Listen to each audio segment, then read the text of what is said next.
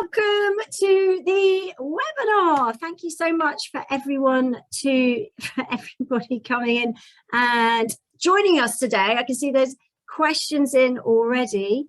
Yes, this is being recorded. I know there's questions here. Susan's jumped on that. It is recorded. We will be able, if you have registered for it, you will obviously get the recording. So welcome everybody. It's really nice to see some familiar names. We've got people in Australia. Let's drop in the chat. Who's here? What country are you in? I can see Australia. I can see UK. Anywhere else? Let's see. Drop in the chat and let's have a look, everybody. Where are you listening in from? It's always good to know who is tuning in. So thank you for joining us. This is the Divorce Coach Clinic.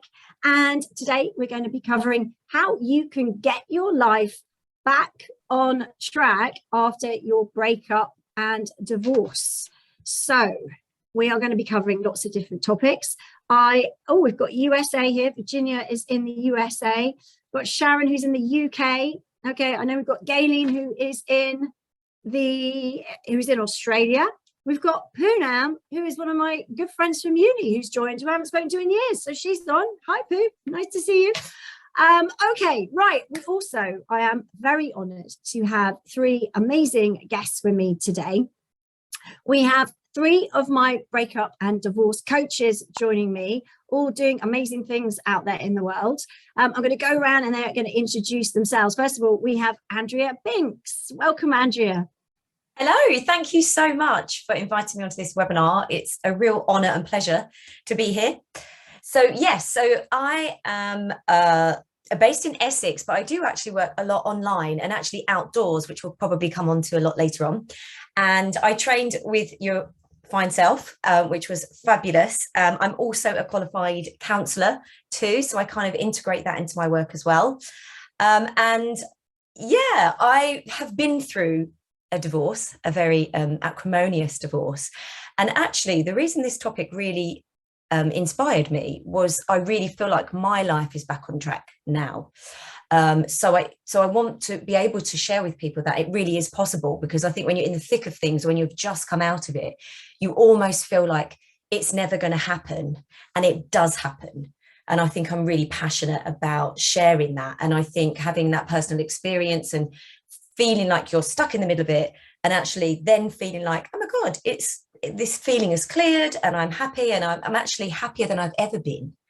And I think that, I'm really passionate about sharing that with other people. Oh, thanks, Andrew. I think it's really important, isn't it, to know, it's great that if you've been through it, like obviously I have myself, and you come out the other side, it does give our clients a lot of hope that is possible. Even if they don't know the how yet, it gives them the hope, which is great. So thank you, Andrea. Michelle Bull, welcome. You're joining us too. Tell us a little bit about you. Hello there.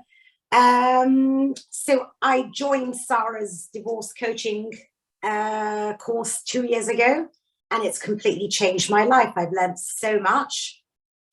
I've learned so much that it would have been amazing to have learned that years ago when I went through my own divorce. It empowered me, it taught me. And now doing the master practitioner course, which didn't think I could learn anymore, but my God, I've learned so much more. My passion is helping people, especially in toxic relationships, move on, survive and thrive big time. Yes, exactly. And I know your specialist area is talking about coming out of toxic relationships, isn't it, Michelle? Absolutely, yes. Yeah, so we're going to come on to that later. So guys, if you've got any questions, do pop them in the chat, so I know to come back to them later. Do pop them in as we go through. If there's anything that's you need help with specific to you right now, pop the questions in the chat and we will answer them for you live today. We also have Karen Kipping. Hi, Karen. Tell us a little bit about you. I can see your book in the background. Hi, Sara. So I am a survivor of domestic abuse. I was in an abusive marriage for about 10 years. And coming out of that was a really difficult process. There was no help around at the time when I went through it, nothing at all. So I basically made some bad decisions, found the whole thing a real struggle. And eventually through a chance meeting, really, ended up volunteering and then working for the Dash charity, which is my local domestic abuse charity. So I've worked for them for about 14 years now, supporting lots of people who are trying to come out of very abusive relationships. And then met your good self when you joined us as patron, and got more and more interested in the coaching side of things, because I'm really passionate that, you know, abusive relationships should never define you, and that shouldn't be all you're about. So I was really inspired and did your course, and then obviously went on and have just qualified as a master practitioner, and wanted to consolidate all of the knowledge that I had either personally or as a professional into a place that was really easily accessible for people. Hence why I wrote my book, Recognition to Recovery: How to Leave Your Abusive Ex Behind for Good. So that really shares all of the top tips, I suppose, as to how to recognise it, get out of it safely, and then recover afterwards, because recovery is a process too. So that's me. Absolutely, and you're doing amazing work, and the Dash charities, give them a big shout out. They are an incredible domestic abuse charity in the UK who are supporting anyone coming out of toxic relationships. So yeah, they are amazing. We've got Carol here who said, I come out of a toxic marriage but still struggle and miss my ex even though he was a cheat and the bully. When will the pain pass on? He moved out in November. We're going to come to that, Carol, and I'm going to address that to Karen a bit later. So Karen, remember that we're going to come back and answer that one. Great questions, guys. Pop them in the chat. We've got the experts here who can give you the advice you need to make a massive difference. So, okay, first of all, we're going to talk about how we can move forward after a breakup. Be interesting, guys. I mean, we've got loads of people on right now. If you've been in a toxic relationship, put a Y in the chat for yes. So just put a Y in the chat so that we know how many out of all of you have been in a toxic relationship. It's going to be really interesting to see how many people, lots of Y's some people are putting. Okay, yeah, okay, we're going to come back to that. First of all, I'm going to come to Andrea, because Andrea, you have a really interesting way of working with clients. And I know it's a lot about the body as well as the mind. And quite often trauma is stored in the body. I'm a big believer in that. So we need to release some of that trauma, stress, anxiety. So tell us a little bit about how important the exercise is when you're going through a breakup. Well, I mean, oh my gosh, the link between the mind and the body is so strong. And I think that, you know, there's a lot out there about the polyvagal theory, about the vagus nerve that runs between and actually connects the body and the mind. And exercise plays such a huge part in recovery, because when you're going through a divorce, a breakup, or even if you're at the other side, you know, this is a traumatic experience. It is affecting you emotionally, mentally, physically. It is all encompassing. It kind of seeps into every single part of your life. It affects your sleep. It affects what you're eating. You know, emotions run high, things get tense, and this all increases stress in the body. So we all know with stress, it's the cortisol hormone, and that kind of, you get a surge of cortisol, and that all comes down to sort of the fight and flight mode, which I talk a lot about actually in my coaching and my counselling, because it's inherent within us as a species, fight or flight. You know, and we all know it used to be very, you know, important when there was a saber-toothed tiger that people had to fight. Nowadays, it's whatever is thrown at us, even in general life. But when you're going through a breakup or divorce, it is everywhere. It's all encompassing. And what exercise does is it helps you to release endorphins, which are the happy hormones. And what that does is it really helps to bring the stress level back down. So what that will do for you inevitably is it's going to help you think clearer. It's going to help you improve your sleep. And when you improve your sleep, you can cope better in the day. You know, we all know if we've had a bad sleep, everything the next day becomes more difficult. We're not just tired. That means maybe we overeat or we undereat. Eating affects our blood sugar levels. This just sends our body crazy. And so you've got that element. You've also got the fact that it will help improve self-confidence as well.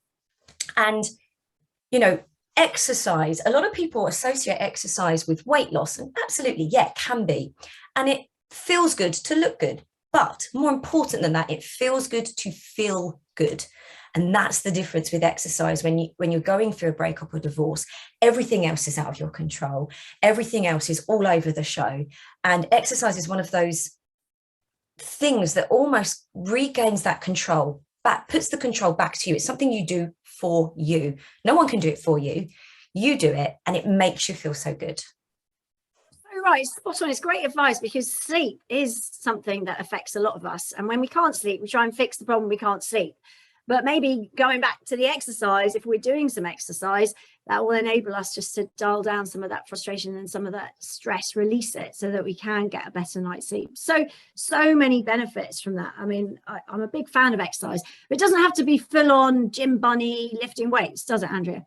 Oh gosh, absolutely not. So a lot of people kind of hear exercise and think, gym, I've got to go to the gym, I've got to lift heavy weights, I've got to have a dripping sweat. And it absolutely isn't that at all.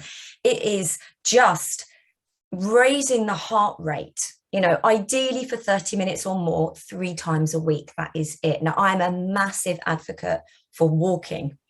Luckily I have a dog, and sometimes when you've got a dog, you kind of, a byproduct of having a dog is that you have to walk. And there's been so many studies around walking that improves so many different parts of your life. For example, memory, because when you're walking, it actually increases parts of the brain. So they can actually study the brain, and they can actually say, okay, so if you're walking, you are raising the heart rate. If you're walking swiftly, and that will help improve your memory. And I think when it comes to a breakup and divorce, again, you need to recall things. So you need to, particularly if you're going through the legal side of things, the practical side of things, where you've got to maybe remember events, remember dates, and you can become very, very foggy, and everything, unless you're kind of writing everything down, it can become just a big old haze. And exercise will absolutely regain that memory. It will help you focus more, and it will increase that thinking capacity as well. But no, it doesn't have to be, heavy old weightlifting. No, exactly. And I think that's really important. Even just getting out for a brisk walk for 20 minutes going to make a massive difference. All these difficult situations, I can see them flooding into the chat now. I've got some really good questions here. So thank you guys for popping your questions in. We're going to come to them. Exercise is going to be a key foundation to helping you through that. Just getting out, getting some fresh air. If you're in the UK, the sun is actually shining today, so no excuses to get out there and just go for a little walk, dog or no dog. Yeah, absolutely. Okay. So toxic relationships, so they affect so many of us, me included, being a survivor, obviously Karen and Michelle as well. Sometimes we think we're never gonna ever trust anyone again, don't we, Michelle? And it can be really, really hard to think, is it even possible to trust anyone again? What are your thoughts on that? I think that one has to begin, before even considering trusting anyone else, one has to work on oneself. We're in a new experience here because the fairy tale is over. We are now totally in control of ourselves. Everything we do, we can't rely on anybody, on anyone else. It's all down to us. And you have to start off with your negative emotions, which will be pounding there. And you have to start to learn to transform those negative emotions into positive ones as the first step. And everything has to be done in baby steps. You have to shift your focus away from all the negativity. You have to consider, how many times am I telling my sad story? I go to the butcher, I go to the baker, I go to the hairdresser, who obviously knows everything about everyone in his physicians' lives. My advice was change hairdresser, really. Just start to empower yourself with strong questions and support. Start on yourself. Unstick yourself, because most people in this position are completely stuck, however well they've done, however far they've got. Don't ask yourself, what's wrong with me? Ask yourself, what can I do right now to make things better? And with that positive, forward-thinking mindset, you will unstick yourself. And there are many, many skills that can be taught from the coaches in methods in how to unstick yourself. Once you're unstuck, there is no question about it. Clearly, the three of us here, four of us here, are now have survived and are thriving, and therefore proof anyone can. Absolutely, I love that. I mean, the thing is, trust, I think, is a really interesting thing, because a lot of my clients will say, Sara, I just never trust anyone again because I've been betrayed, or how will I know that the abuse, that it's not in another toxic relationship, or I'm going to get myself into the same position, so I'm just going to step back and not date and not ever get into any other relationships. And I think, as Michelle said there, it's really interesting that it's about learning, first of all, to get yourself back up on track and learning to trust yourself first. It's not about giving your trust away. People have to earn your trust. It's really important that they have to earn it. We don't give trust away because someone says they're going to do the right things. Words are one thing, actions back up those words, and that's what we're looking for. So learning to identify those red flags of what might be abusive, or the things that sometimes it's just a feeling, right, Michelle? Sometimes it's just a feeling rather than anything else, that this isn't right. So actually not jumping back in, but learning to trust yourself to spot the signs of abuse is going to be key. So, Michelle, can you really then get your life back on track after a toxic relationship? Proof. Living proof. Brilliant. Okay. So, Karen, I know this is your specialty as well. A lot of people say, I'm going through a divorce. There's a lot of questions coming in. We're going to come to the specific questions in a moment. But divorcing somebody who is abusive is something that is a very different process to someone that is, you might still have conflict over, who's getting the sofa and who's getting the piano. But ultimately, in a healthy relationship, you're both looking on some level for a fair resolution at the end of it. Whereas with a toxic or abusive relationship, one party, the perpetrator, is hell-bent on annihilation and causing as much suffering. So tell us a little bit about how it is different to divorce somebody coming out of a toxic relationship. So in some respects it's similar, because even though they may have been really horrible to you, maybe for years, they are not horrible all the time. And you may still feel like you love them, and you may feel devastated that the marriage has come to an end and that you're now in this situation where you have to take the lead and make the decision to walk away. It's a really scary place to be, to think of separating from somebody that has had so much control over your life for so long. But you just have to be prepared. You have to wait up. Everybody comes to that decision point in their own time. Your friends can tell you that your marriage is not good. They can point out those kind of abusive behaviors, etc. But only you know when enough is enough. And once once you reach that point, then you have to stick with that decision and recognize that it's not going to be easy to extract yourself from this person. They are going to make it difficult. They are going to try and bully and intimidate and harass, perhaps. They're going to try and win every single point. They're not going to let the little things slide. They're going to go after you all guns blazing, because it's about control. And, if you are leaving them, that is the worst case scenario for them. They can't comprehend that you would have enough strength and courage to leave or to end that relationship. So they're going to be out for revenge. They are going to want to keep that control. And usually that's through finances or through the children. But the important thing to remember is that you don't have to be alone in this process. So you will have a whole team of people around you. You can create your whole support team that will help you through this process. And you can learn some really simple tools and strategies that will help you. And if you can just keep that end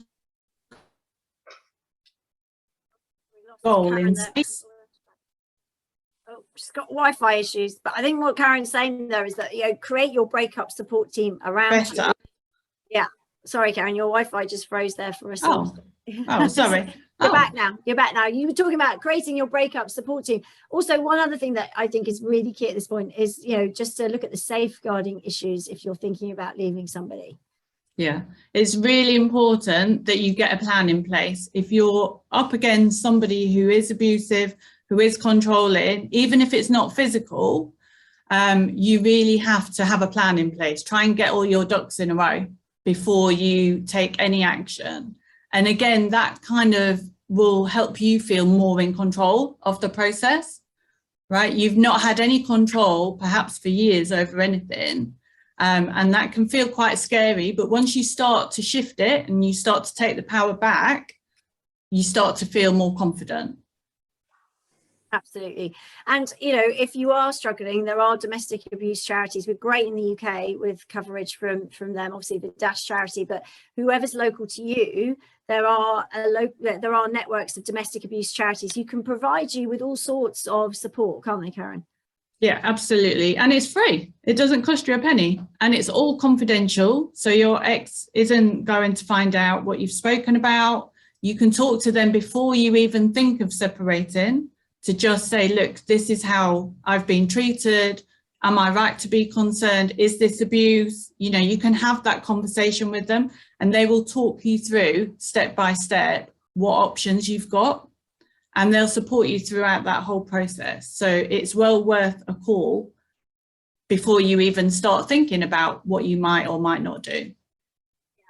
And there are domestic abuse charities all over the world. So wherever you live, do try and find your local support system there, because they can help you, and also know the services available in your community too, if you need extra support from them too. Okay, great. So let's come to some of these questions, because some of them are extremely interesting. So Carol says she's come out of a toxic marriage. She's still struggling and missing her ex, even though he was a cheat and an emotional bully. When will the pain pass? He moved out in November. So that's 3 months ago. Andrea, do you want to have a go at that one? Yeah, sure. Hi, Carolyn. So first of all, I want to let you know that my ex cheated on me as well. So I know where you're coming from when there's infidelity involved, because it is incredibly painful. And also I think the emotional bullying almost goes with that, because I think for them there's an element of guilt when they know they're cheating. So in order for them to feel better, they have to kind of turn it onto you. And it does hurt. And there will be still times when I kind of think about my ex-husband and I miss the past life.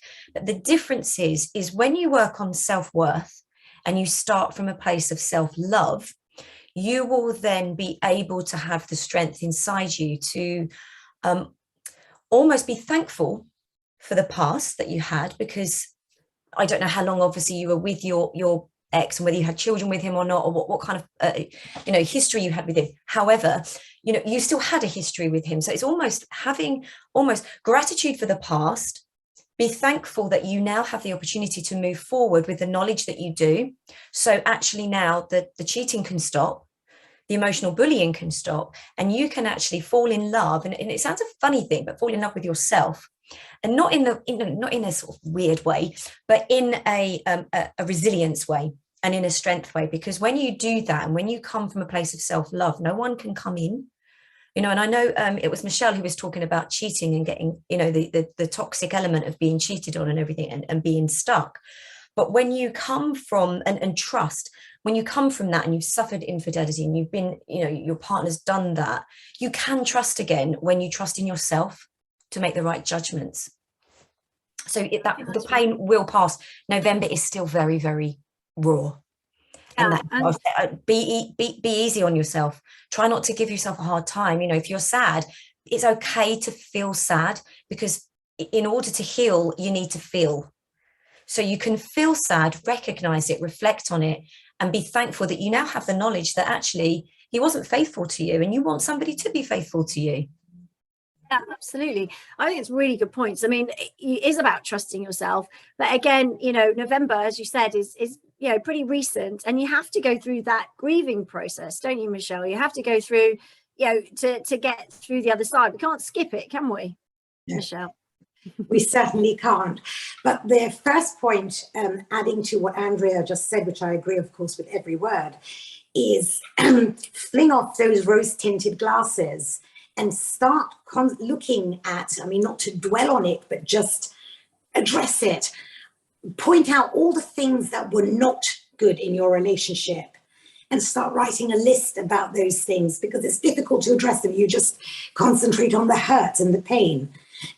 Start writing that list, and then start, as again Andrea said, addressing being grateful. Be thankful that you had this experience, and now you know, moving forward, what you most certainly don't want in your future.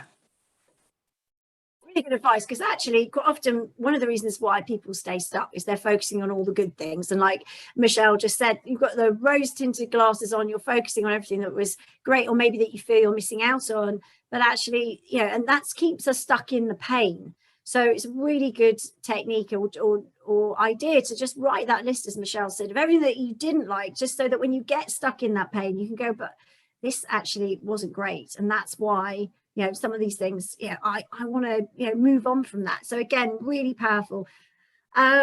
Again, when will it pass? Again, when you make the decision to step up and move forward sometimes as well. And I know that's kind of tough, but actually you can dwell where you are, you can stay stuck and think about it, focus on your sad stories. Michelle has said earlier, telling everybody from the hairdresser to the butcher what's going on.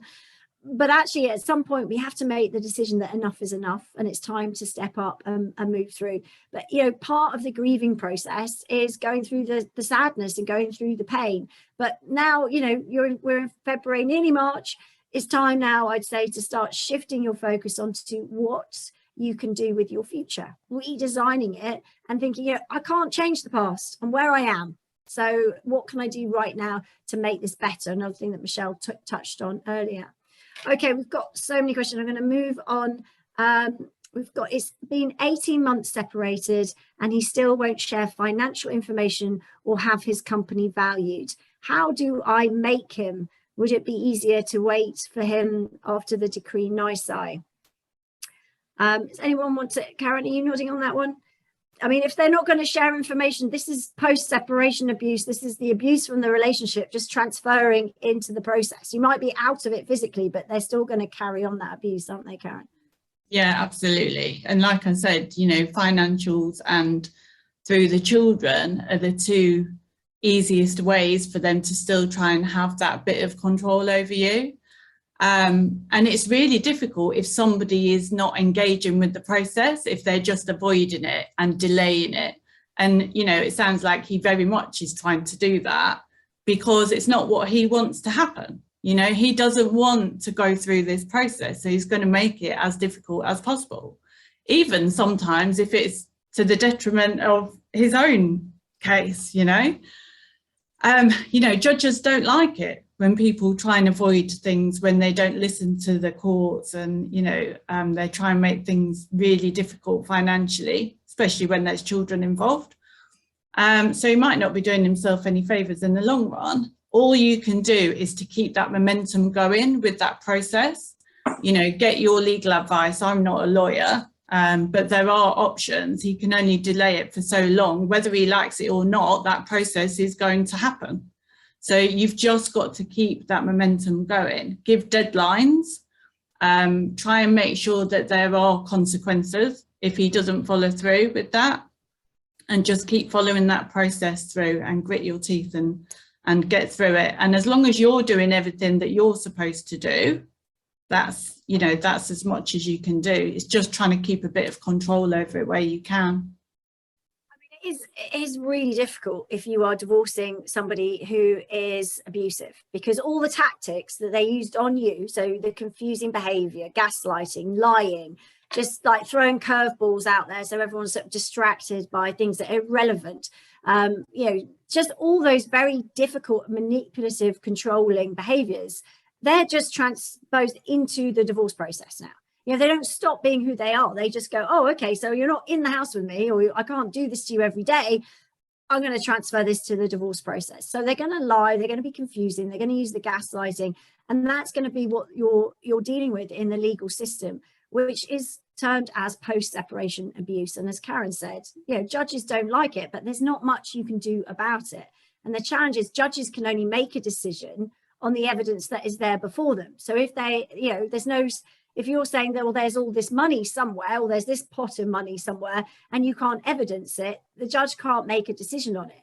Now, you know, that isn't justice. I know it isn't, but if you can't evidence it, then there's nothing to make the decision on. In most cases, sometimes the judges will say, well, it appears that there is, but we don't know. But again, they have to make their judgments on what the evidence is, no emotion. So they strip that out. So it's very difficult for victims, survivors of abuse going through the court system. Very frustrating. And we hear this all the time, don't we, guys, that, you know, right, he's just not showing things. When you get to do the Form E, you know, obviously the Form E is when you give your financial information in the court process. That's where the onus is on them to disclose. How do you take your control back over that situation?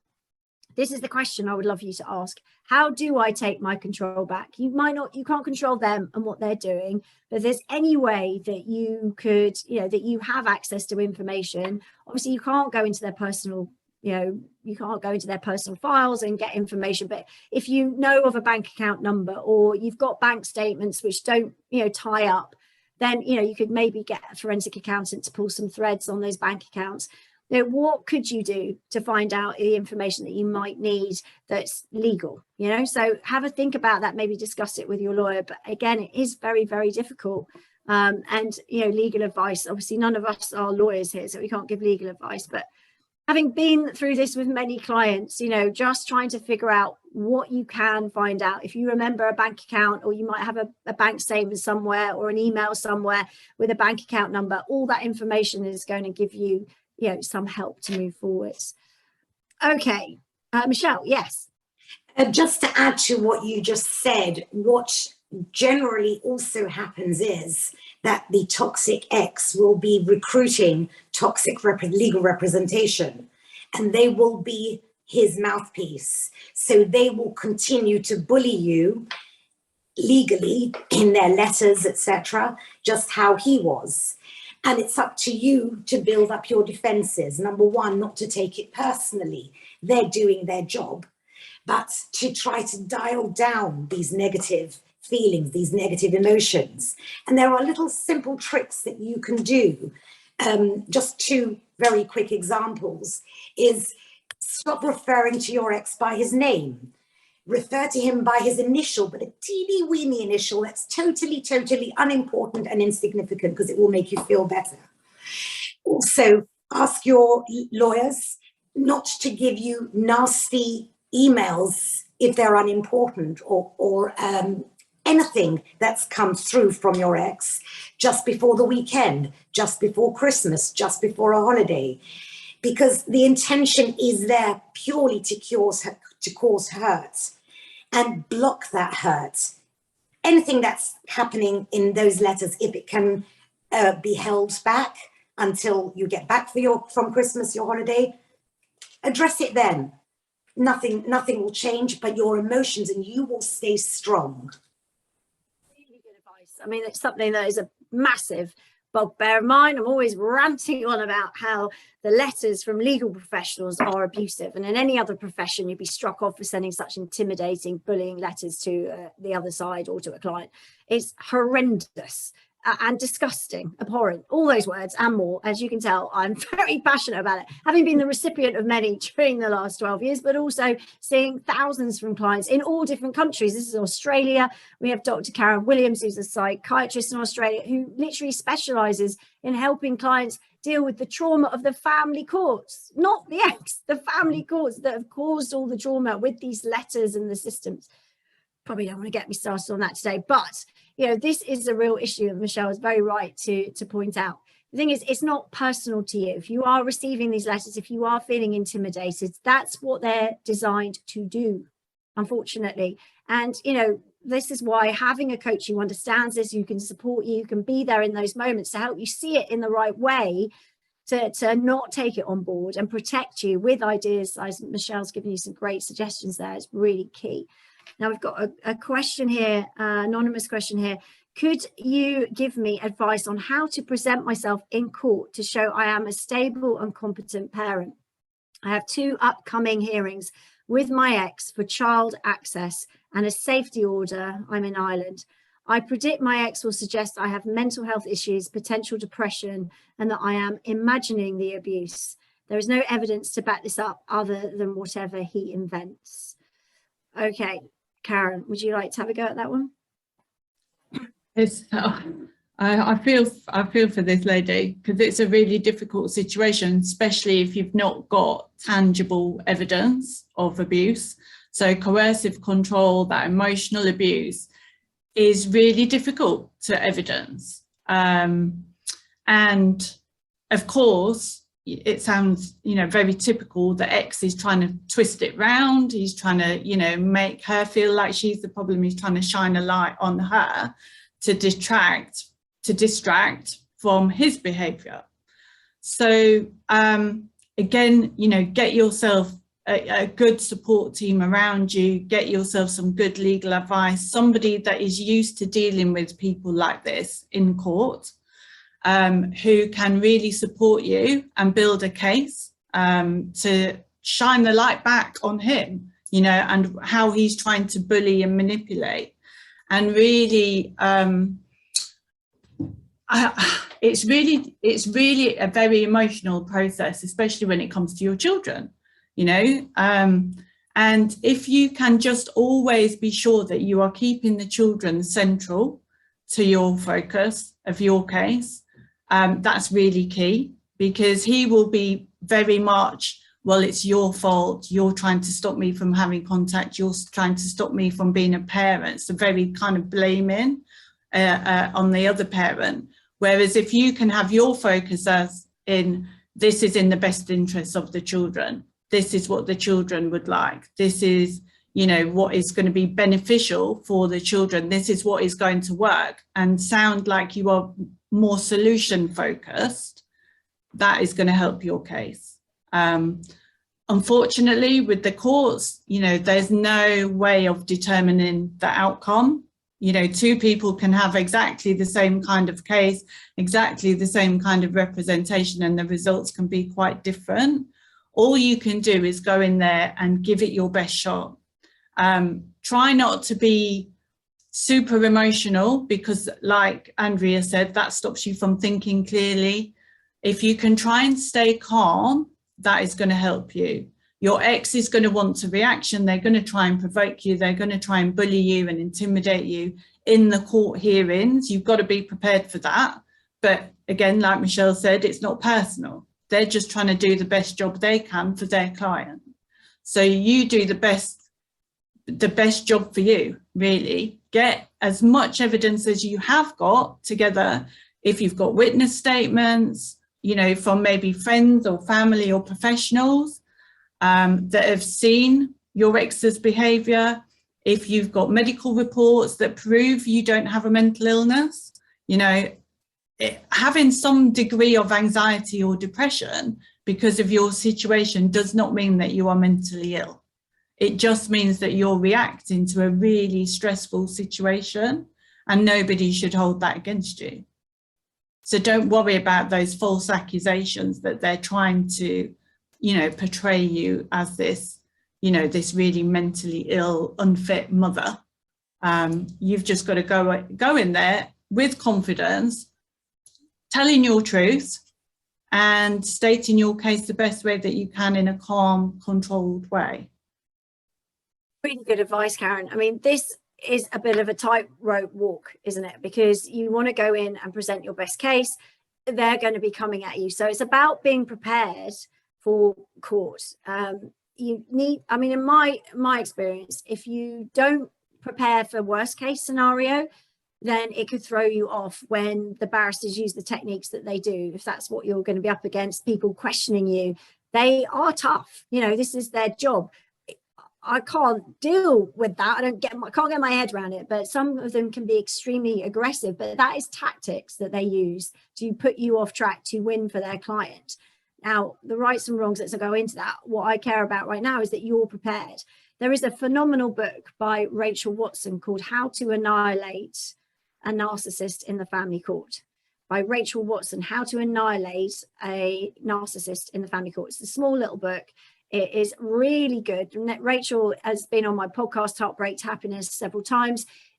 Tune in, maybe listen to that as well. It's all about how to get through the family court system, because what they're looking for is to trip you up.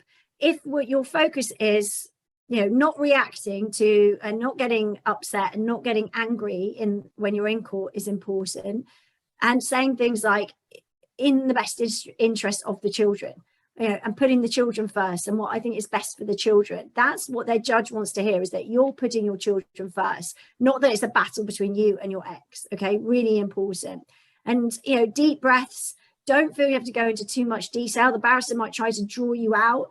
State your answer factually, stick to what's in your statement, and, just look at the judge. If the barrister's going at you or your ex is looking at you in a way, you answer your questions to the judge. You don't even need to look at the barrister when they're asking you a question. You might feel like you do, but you don't. You can just direct everything to the judge. And when they're talking to you, asking a question, you can be looking off at the judge, waiting for the answer. The judge may be looking down, writing, doesn't matter. You don't have to connect with your ex or the barrister or the lawyer in court.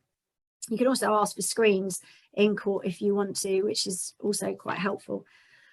I hope that's helped. If you obviously want more advice, I'll put a link in the top of the chat about if you want a coaching session with any of my coaches, you can check that out. Sharon has said, my husband left me in August last year. I was making good progress.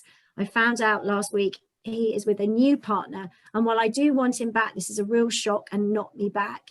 He's coming around today to talk about the house. I just want some guidance on how to stay strong through the meeting. I really do not want to see him at all. So, Andrea, would you like to take that one? Sure. So thank you, Sharon. So first of all, I wonder, because it's difficult because we get the question, but really it's difficult because we can't, interact with you guys immediately. So it would be nice to kind of almost find out. I know you don't want to see him. Do you have to see him? Does this have to happen in person? Because it sounds like you're still in what would be classed as the family home. So it sounds like he'd be coming into your environment. I also think, again, like Sara was saying before, it's just preparation. So if he does have to come round and you have to see him, it's being prepared so that you don't go off on a tangent. Whether he is or isn't with somebody else is almost outside of the relevance of what you will be wanting to have a meeting with him is. I understand that you want him back and understand that it's a real shock. I had this, my ex literally moved up the road, literally 5 minutes away with the woman he'd been cheating on with me. And I was in a really bad place. So I completely understand when there is someone else involved, how you feel. And all you can do is bring it back to the kind of almost the practicalities and the facts. But if you don't have to see him, could it not be done over the phone? And he needs to respect that. He needs to respect that you might not want to see him face to face. There was a long time I didn't want to see my ex. Nowadays we can talk normally fine, because when you do get to that point, you'll feel very differently than you do now. But if it's important to you not to see him, then perhaps ask, look, could it be okay if, or maybe take it out of the house and go to a public place. If you're concerned about how he's going to react with you, maybe ask, could we go to a coffee shop? Because then there are other people around. Because if he's potentially abusive, or you think potentially it could lead into some kind of argument in a public place, that's very unlikely to happen. In your own home, it's going to be very emotive because you want him back. He's dating someone else, maybe. He's in the home where you were together. You've got all the memories there. That would be my best advice. Yeah, I mean, it is important, isn't it, to set boundaries with your ex afterwards. And I know you're in shock. It's a real shock to find out that they're moving on. But I mean, I would suggest to use my tool, Functionally Friendly. And it's something that I developed out of urgent necessity, because I had to meet my ex with his new partner and other partners that since. It's really hard when even if you don't want them back, and I know you're finding it hard right now, but it's really hard to meet your ex with a new partner, or to interact with them knowing that they've moved on and you're still in that painful place. So functionally friendly is a technique that I developed to help people in this specific situation because it saved me. And basically what it is you function on a level where you are friendly, but it's surface level only, right? You're not sharing any personal information, and you're not sharing how you feel. You're not going into your emotions, how you feel, getting upset. It's literally surface level, as if you met someone you barely know. Okay, so you can be friendly because it is important in most of these cases to keep it as amicable as possible. Okay, that's what we ideally want, because then you're in control. So what we do is we zip up our Teflon suit before they come in. We imagine that, you know, they're coming in and we are protected. Okay, ideally, as Andrew said, maybe you wouldn't have them coming into your home, but whatever it is, I know it's happening today, so maybe it's too late to make those changes, but it's something to think about moving forward. But before he arrives, zip up your Teflon suit, which is basically meaning that you're protected from any negativity, any pain, any hurtful comments that might be made. They're just going to run off you like water off a duck's back. That's what we want. Okay, breathing and understanding, okay, he's going to come in, I'm going to hold myself together for this moment in time. Functionally friendly means that you are just literally connecting on a level where it's surface level. Listen, okay, maybe if you need to take notes on things that he's saying, you don't have to feel like you have to come back to him on anything right then and there in the moment. He might want you or might ask you questions that and he might want the answer because he's had time to think about things. This is an opportunity for you to hear him, for you to listen, for you to understand what his point of view is, and then make sure that you are prepared to say, okay, I've heard you, I've understood what you're asking me. I need some time to think about this, okay? And then I'll come back to you. That's it. Don't feel pressured. Don't feel that you have to come up with something, and try and hold it together while he's there. I would strongly suggest you arrange to meet a friend or have a phone call with somebody afterwards so that there's someone there so you've got a soft landing when he goes. Because whilst functionally friendly enables you to stay in the moment with them and engage, it means that you're protecting yourself for the moment. When they've gone, obviously you're going to deal with those emotions outside of that. It's a powerful tool to separate them, but I think, you know, you will need that person to talk to afterwards. So yeah, really important. And this muscle builds. You know, I know right now you don't want to see him at all, and I think Andrew's advice is if you don't want to, it's your life. Okay, you set the boundaries. Just because he wants to doesn't mean you have to. Okay, it's not necessarily in the best interest of the children him coming around and talking to you. He might make you feel that way. The best interest of the children is you being okay, you setting your boundaries. What is acceptable behavior for you? If you don't want him in your house, if that's where you are right now, try and find another way around it.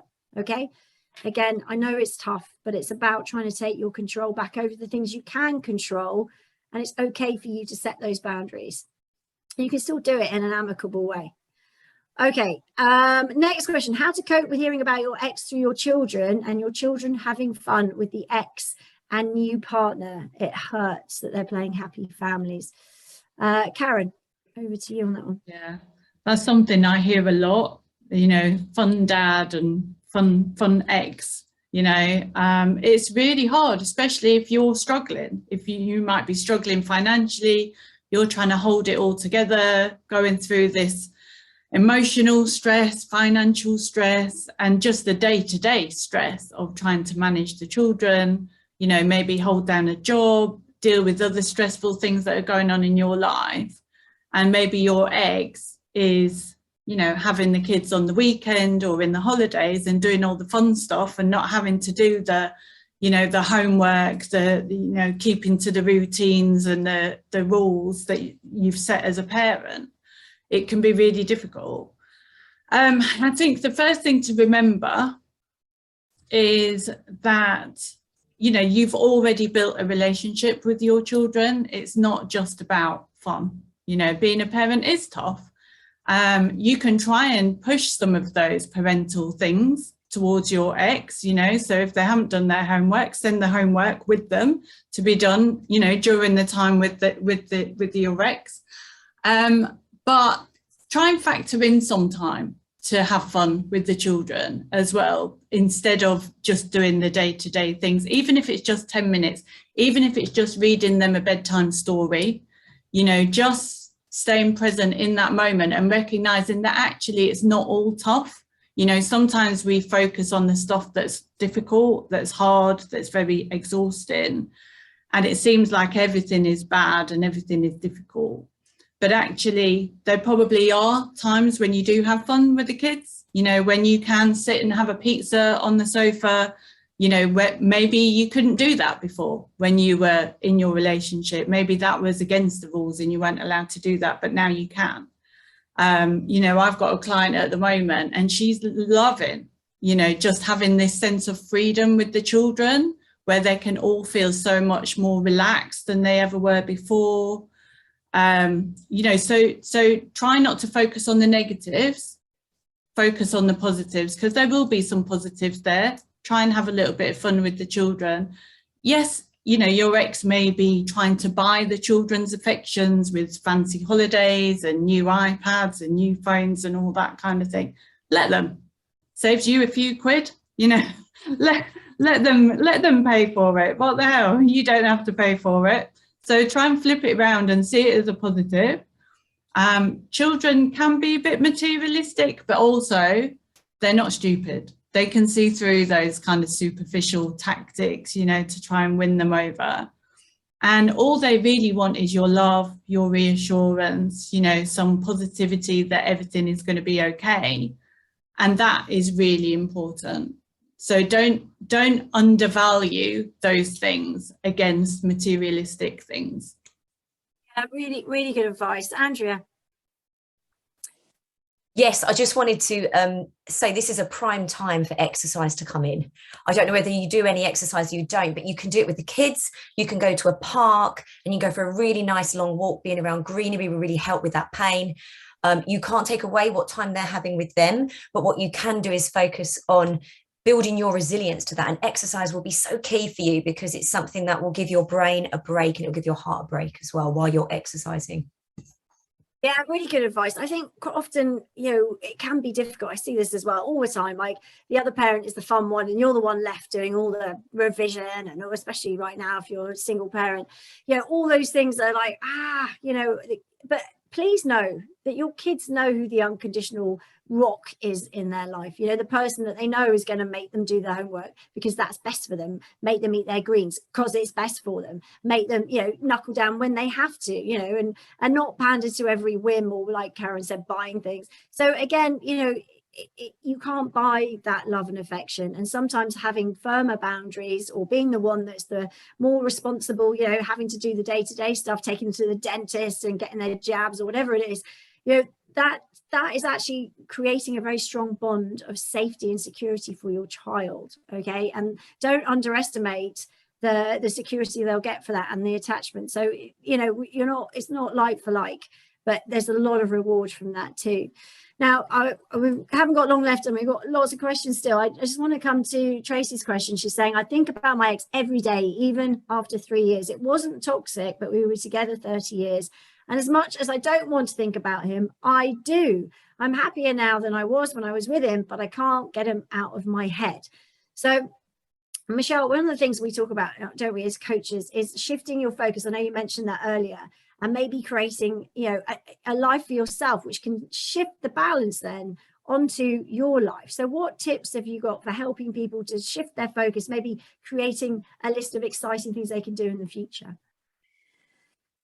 So basically, the more you concentrate, the more you focus on one thing, the more you see of it. Sara once gave an example that a client purchased a red mini, thought, wow, I'm so special and I'm so unique.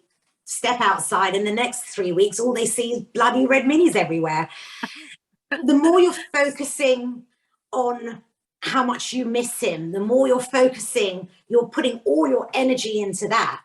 You're not going to focus on anything else. Start to train yourself to shift that focus in very, very small baby steps. Shift your focus onto something. You've said that you don't want to get back with him, but you miss him after 30 years. Yes, you appear to be stuck where many clients are stuck on the loss cycle of what was the part of the It's like the acceptance, when people kind of, you've moved on from the hurt and the pain, but you're still thinking about them all the time. So it's that, you know, powering through to create that future, because sometimes we get stuck, don't we, Michelle? And if you haven't got the future to excite you, and you're not focusing on what's coming up, some good things that you could do, like maybe your breakup bucket list, it can be quite easy to get stuck, can't it? Absolutely. So I mean, what would you put on your breakup bucket list, Michelle? How does that work? What is a breakup bucket list? a breakup bucket list is all the things that you've always wanted to do, but never been able to do. Things, start a new job, start a new business, wear red nail varnish because your ex never allowed you to wear bright colored nail varnish, change your hairstyle, cut your hair short, put streaks into it, something that's positive, something that is exciting that you've never ever been able to do, something that will give you joy, because giving you joy will completely change your life and how you see it. I think it's really important to get your sparkle back. And if you're focusing on your ex, like Michelle said, that's what you're going to focus on. What we need to do is distract you and create things and redesign your life just the way you want it. So you've got things for you. The more you can focus on you and your future, the less time you'll have for your ex. So building up those things is going to be paramount in moving you through. Okay, we have another final note. Detox your life. Start off with yourself. Then start off with the people around you, with vampires. What do you vampires? Yeah, just getting rid of the energy vampires. Yeah, absolutely, Michelle. I just want to crack on because we've got a lot more questions to get through. So I'm just coming up to 8 months since my marriage imploded. It came as a total shock that my husband had fallen for someone who is 23 years younger than me and 21 years younger than him. He was really kind, whereas I was more outgoing, louder, etc. But I thought we were a good team. Came just as my daughter's about to leave home for uni and my son had moved into his own flat. I'd also just lost my mum before lockdown. So now struggling to find what is the future for me, and how do you let the anger go that your family life as you know it and future has been pulled from under you. So, I mean, obviously shifting your focus will help with that. Andrea, I'm sure you've got some tips there with how to dial down the anger, because exercise is going to help definitely with that. Yeah, absolutely. Obviously it's a hard time, and again you're in the loss cycle of the anger, and again with the loss cycle you can go into various different elements of denial, depression, anger, grief.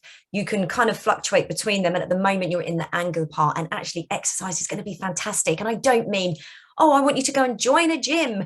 You know, sometimes when you look at exercise, it could be something really social, and you can actually suddenly get a really new, fresh kind of outlook and release for life, if you like. So you could make some new friends, you could start a new hobby, you know, or like I said, it's just walking. Maybe you could join a walking group in your area. There is so much to do that is for you. So I know you're in that anger stage. You really don't want to approach this new life. There's almost an element there of talking that through with a coach or a counselor or something, to be able to kind of, you know, get that out. You know, it's okay to feel sad and angry for the life that you thought you were going to have, but then you can't change the past. And, you know, be grateful and accept that you've had your family, now it's exciting. It's almost like flip that thought process and look forward to something that's going to be really exciting for you. What would you like your life to look like? It isn't the story you wanted. Okay, you know, and a lot of us, you know, we're not in the story that perhaps we originally chose for ourselves, but it's about taking back that control and looking forward and thinking, okay, this has happened. Where can I take my life now? And I really hope that helps. But yes, some form of kind of exercise to really shift that energy in your body and have something that's just for you. You know? Yeah, really powerful. Michelle, any last words from you on that about, you know, moving forward and getting your life back on track? Learn to enjoy life. Grasp it with both hands. This is now your time. The fairy tale is over. Okay. Time to start getting over it, surviving and thriving. And you can definitely do it. Absolutely. Powerful words. And Karen. Yeah, absolutely. You know, we've talked about how difficult it can be separating, particularly out of an abusive relationship. But you're separating for a reason. So, you know, make the most of it. You can't change your ex. They are still going to always be like that. but you can learn how to manage them better. You can get stronger, you can think smarter, and you can get your life back. It doesn't have to define you. You can have a great life after an abusive relationship, and you can move on to a perfectly healthy relationship afterwards. I've done it, you know, others have done it. It's perfectly possible. You just need to know what to look for in those early stages so you can protect yourself, right? But don't be scared of everybody. They're not all like your ex. This is very true. Great advice from my amazing coaches. Thank you, Andrea. Thank you, Karen. Thank you, Michelle, for joining me today. Guys, thank you for all your questions, for being so interactive. Thank you for popping them in the chat. There is a link in the chat if you do want to get a free discovery call with any of my coaches. You can check that out, click through. But thank you, and do know that this is your chance now to step up and make a change. You don't have to do it on your own, but you can do it. You are not alone. There is a lot of support out there. Check out Heartbreak to Happiness, my podcast, because that is full of lots of tips and interviews. There's also an interview with Karen on there too. But yes, I look forward to seeing you on a webinar soon. Thank you, guys, and thanks. There's lots of thank you to my coaches in there. Great webinar, ladies. So thank you, everyone, for joining. Make it a great day.